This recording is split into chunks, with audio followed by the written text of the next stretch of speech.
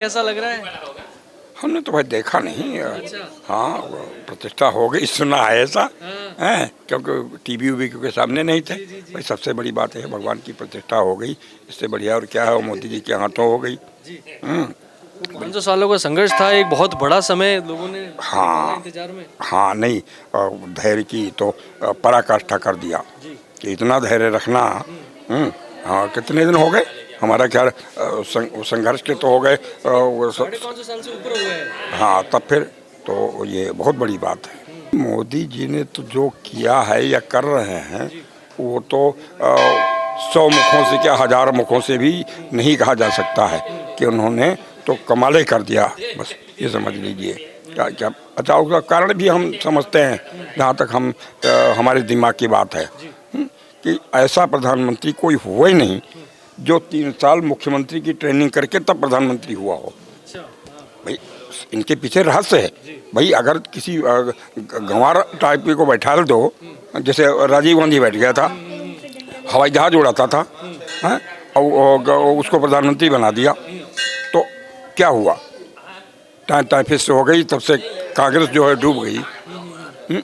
अगर किसी योग्य व्यक्ति को बैठाया गया तो ये तो मानना पड़ेगा कि मोदी जी योग्यतम व्यक्ति तो ही हैं। इतना योग्य व्यक्ति प्रधानमंत्री की सीट पर आज तक बैठा ही नहीं। तो अब क्या ये कार्यक्रम बता रहे हैं बीजेपी का आरएसएस का है, ये तो अब धार्मिक नहीं है? भाई धार्मिक नहीं हो, आरएसएस क्या धार्मिक नहीं है? आरएसएस भी तो धार्मिक है, कट्टर हिंदू लोग आरएसएस में मौजूद हैं। हाँ, तो हिंदू धर्म की तो बातें है, इसमें क्या है।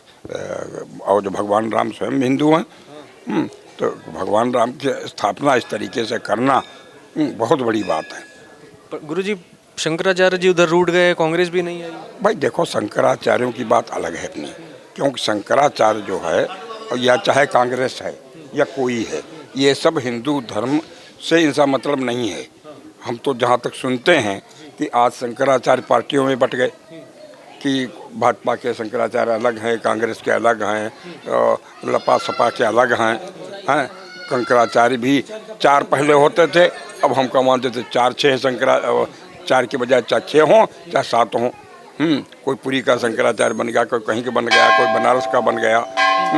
तो आज तो शंकराचार्यों की समस्या सबसे टेढ़ी हो गई है। शंकराचार्य लोग तो सबसे बड़ी बात यह है कि अपनी जगहों पर वो भले जो कुछ हों, हम नहीं कह सकते क्योंकि हम नज़दीक में नहीं गए, आते नहीं हो नज़दीक में, लेकिन हम ये जरूर जानते हैं कि शंकराचार्य लोगों की दायित्व जो है वो छोड़ जरूर दिया उन्होंने। अब तो हम समझते हैं जो शंकराचार्य गद्दी पर लोग बैठाते हैं, उनको बैठने के लिए तरीके सब न जाने क्या हो गए हैं। नहीं तो इतना योग्यतम व्यक्ति बैठता था, कम से कम आपस में तो ईर्ष्या द्वेष न करे। जब शंकराचार्य ही आपस में ईर्ष्या द्वेष कर रहे हैं तो दूसरों को क्या बताएंगे कि भैया तुम मानवता का पाठ पढ़ाएंगे? हाँ, उनके अंदर खुद है नहीं, तो भैया शंकराचार्य जाने, शंकराचार्य उनकी माया जाने। हम तो ये जानते हैं मोदी जी जो कर रहे हैं वो काम अच्छा कर रहे हैं। और ये कितना अच्छा है उसको कहा नहीं जा सकता। तो पूरा क्रेडिट बीजेपी ले जा रहे हैं, मोदी जी ले जा रहे हैं, ऐसे भी आरोप लग रहे थे। भाई बीजेपी तो क्रेडिट नहीं ले जा रही है, बीजेपी की बात नहीं, बात केवल मोदी की है। वो व्यक्ति, बीजेपी तो उस समय में नहीं थी जब अटल बिहारी वाजपेयी थे। बड़े प्रसिद्ध नेता थे, बुजुर्ग नेता थे, बड़ा अनुभवी थे, लेकिन जो संचालन की व्यवस्था मोदी जी में है वो आज तक भाजपा के अंदर हमने तो भाई नहीं देखा। अब तो भाजपा को मानना पड़ेगा कि भाजपा के, लेकिन भाजपा को भी क्या मानेंगे?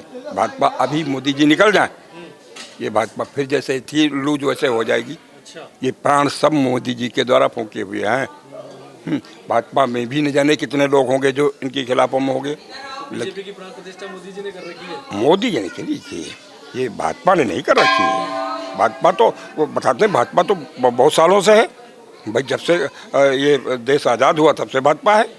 कहाँ भाजपा थी? कई 2-4 सांसद बैठते थे यहाँ संसद में, सुनते थे हम। संसद देखने तो कभी नहीं गए, आप भी नहीं जानते हैं संसद कहाँ बनी है। सुनते थे कि 2-3 इनके सांसद होते थे बीच बीच के।